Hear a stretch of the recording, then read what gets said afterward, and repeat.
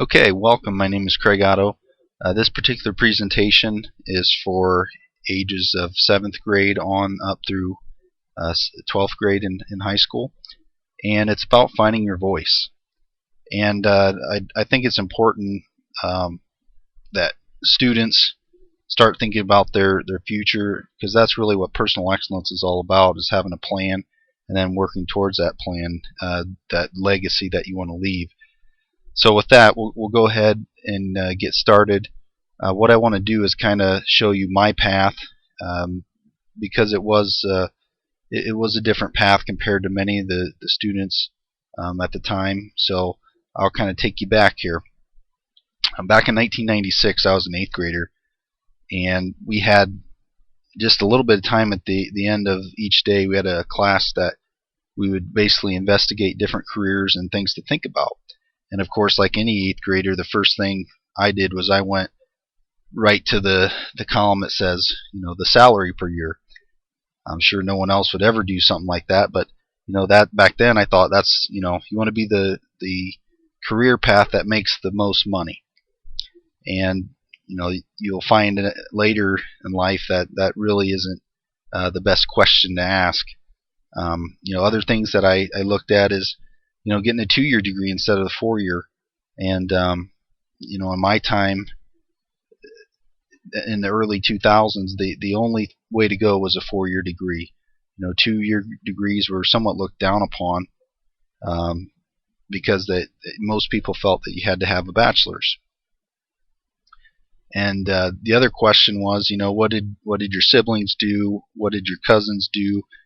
For me, I didn't have any older brothers or sisters, but I had cousins. A lot of them were physician assistants, and the biggest thing, was what is the industry to get into, and it certainly was not manufacturing, which is where a lot of engineers would like to get into and go into.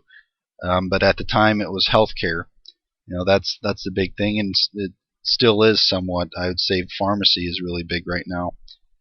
And the other things that I had to ask myself is, what if I don't get a scholarship?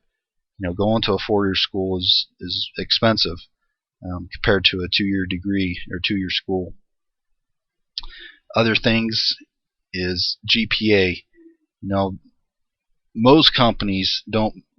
It was amazing to me. In school you spend all your time focusing on that GPA and trying to get into a good school and things, but in the end, I'm not sure how much it really matters. I'm not saying you shouldn't, do well in school. It's just, that GPA is not the end all be all. And I would say the same thing about an ACT score.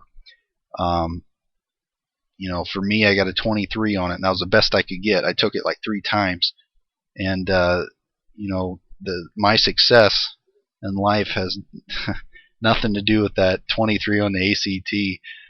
Some people just aren't good at taking tests, and standardized tests don't necessarily tell you if you're going to be successful in life or not.